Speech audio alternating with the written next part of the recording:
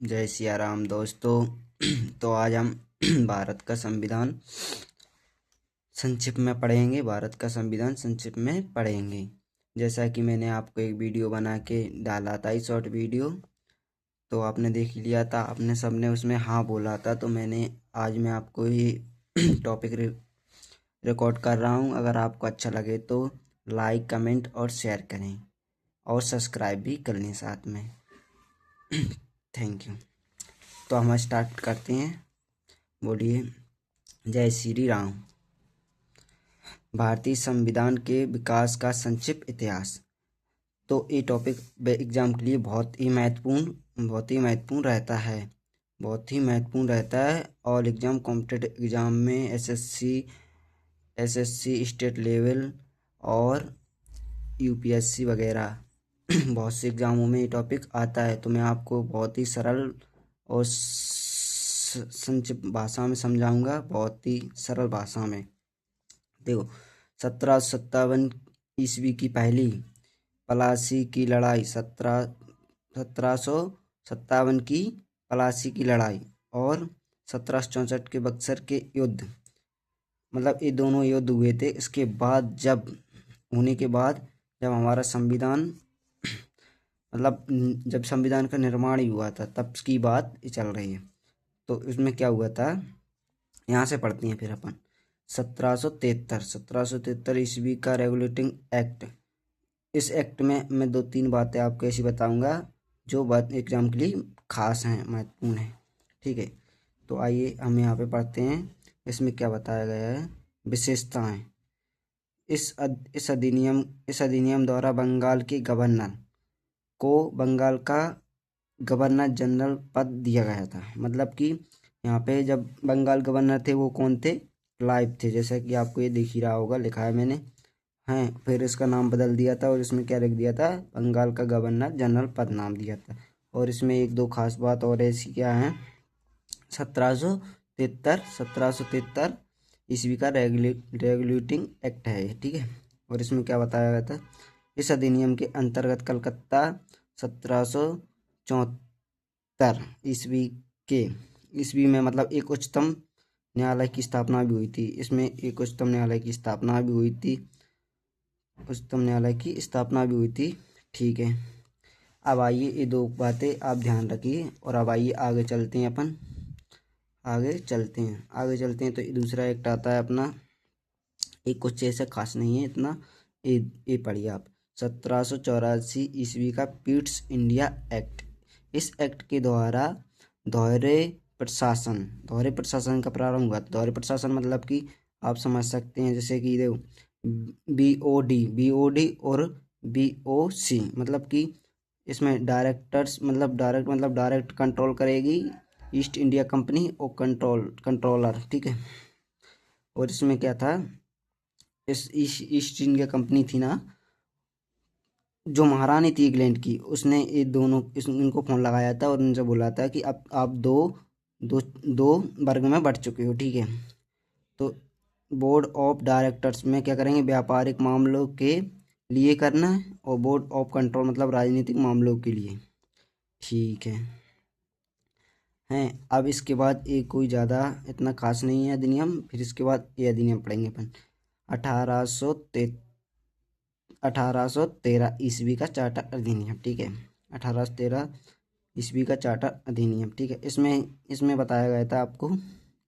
इसमें एक बात ये क्या थी, ये यहाँ पे लिखा है, आपको दिख रहा हो, 1 लाख शिक्षा के लिए।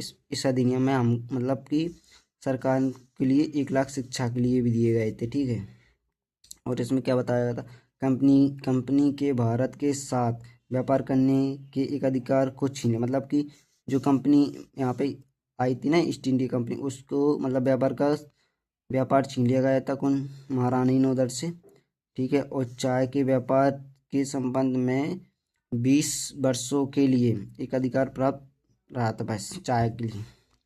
और इसमें आपके लिए और कुछ खास बात मैं बता देता हूँ। इधर क्या थी, इसमें क्या थी, देखो, नागरिकों के लिए भारत के साथ व्यापार खोल दिया गया था।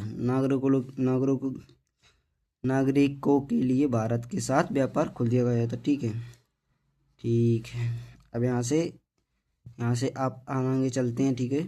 तो ये वाला बहुत इम्पोर्टेंट है एग्जाम के लिए, ये वाला इम्पोर्टेंट है।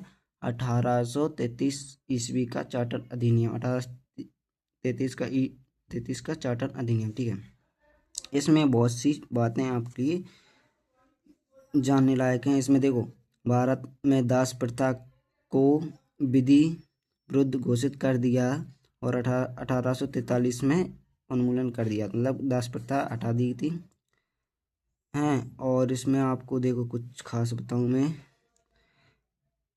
बंगाल के गवर्नर जनरल को अब भारत का गवर्नर जनरल कहा जाने लगा था, ठीक है।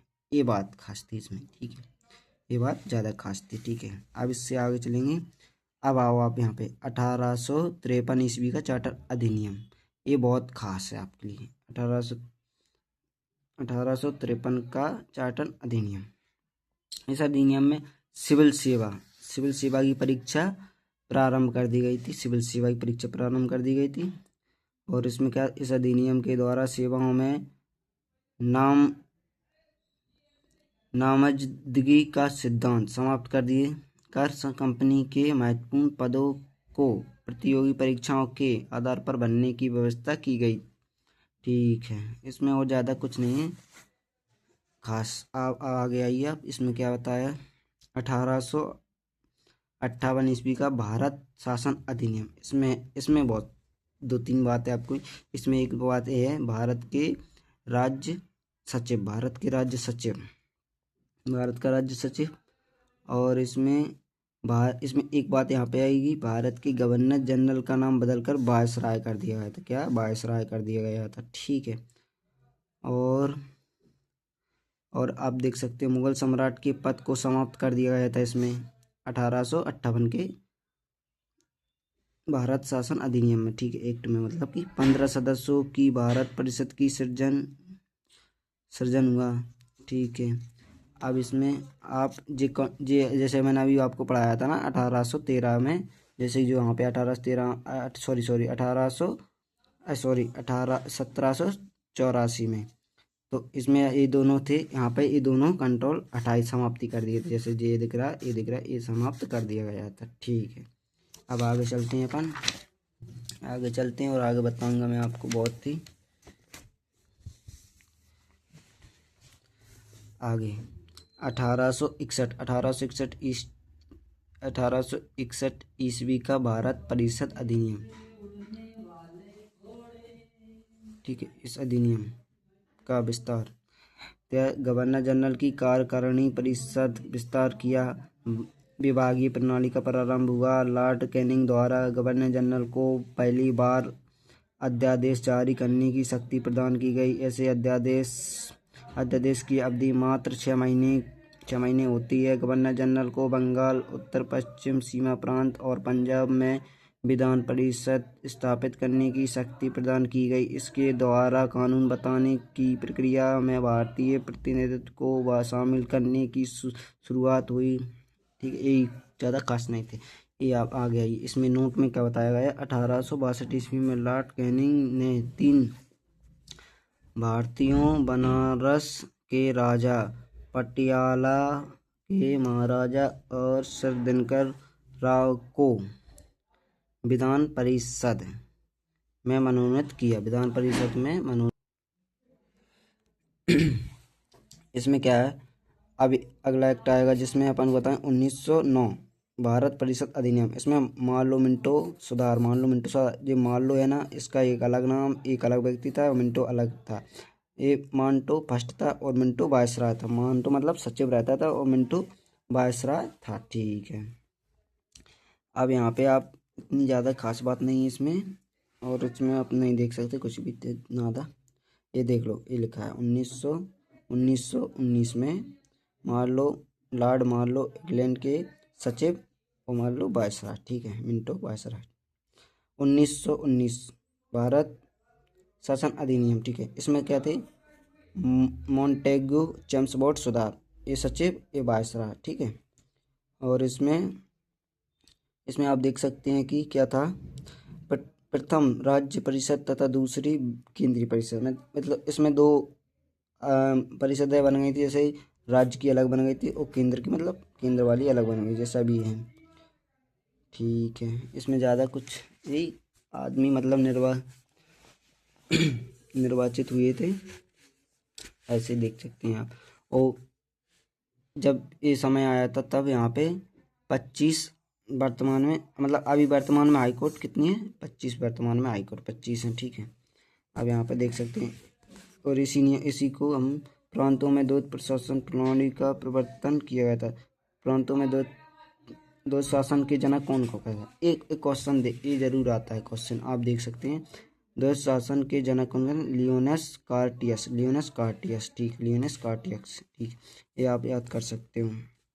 ये आरक्षित विषय और आंशिक विषय, ये आप देख सकते हो, आप खुद पढ़ सकते हो इनमें क्या था। ये ऐसे मेरे लायक नहीं है, मतलब मैं पढ़ के, आप खुद पढ़ सकते हो इनको, तो इतना पेपर में नहीं आते हैं वो। ये देख सकते हो 1935 ईस्वी का भारत शासन अधिनियम, 1935 का भारत शासन अधिनियम। ठीक है, इसमें क्या था? यह साइमन कमीशन की रिपोर्ट पर आधारित था। 1935 ईस्वी में अधिनियम में 321 अनुच्छेद और 10 अनुच्छेद। 1935 में एक अलग से संविधान पहले ही बन गया था। 1935 में जब इतने अनुच्छेद थे और 10 अनुच्छेद। अखिल भारतीय संघ 11 ब्रिटिश प्रांतों, 6 चीफ कमीशन के क्षेत्रों और उन देशी रियासतों से मिलकर बनना था। और ये देख सकते हो, ऐसे कुछ ज़्यादा खास नहीं है इसमें। इधर आगे चलते हैं, इधर आगे बताता हूँ मैं आपको। ये बहुत खास चीज़ है, देखो ये क्या लिखा है? प्रांतीय स्वायत्तता। इसमें से प्रांतों में द्वैत शासन व्यवस्था का अंत यहाँ पर हो गया था और प्रांतीय स्वायत्तता स्टार्ट हो गई थी यहाँ पे। ठीक है, स्वतंत्र स्वशासित संवैधानिक आधार प्रदान किया गया था। और यहाँ पर देखेंगे केंद्र में द्वैत शासन की स्थापना, जैसे अभी है अपने अपन कहते हैं ना संवर्त सूची, राज सूची, केंद्र सूची। पहले ये सूचियाँ थी जब ये संविधान होता। परिसंघ सूची, प्रांतीय सूची, संवर्ती सूची, इनको आप पढ़ सकते हो। फिर यहाँ पे आप देख सकते हो संघीय न्यायालय की व्यवस्था हो गई थी। ब्रिटिश संसद की सर्वोच्चता। ठीक है, भारत परिषद का अंत, सांप्रदायिक निर्वाचन पद्धति का विस्तार। ठीक है, ये आप पढ़ सकते हो। यहाँ पे आओ आप 1947 भारतीय स्वतंत्रता अधिनियम ब्रिटिश शासन।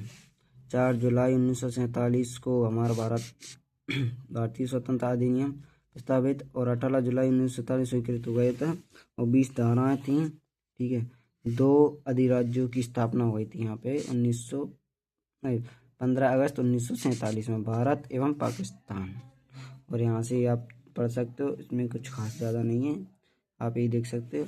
और फिर कल अपन टॉपिक ये करेंगे स्टार्ट, भारतीय संविधान सभा। कल की वीडियो में आपको भारतीय संविधान सभा देखने को मिलेगा। Thank you, Radhe Radhe. मुझे लगता है कि ये वीडियो आपके लिए बहुत, एग्ज़ाम के लिए बहुत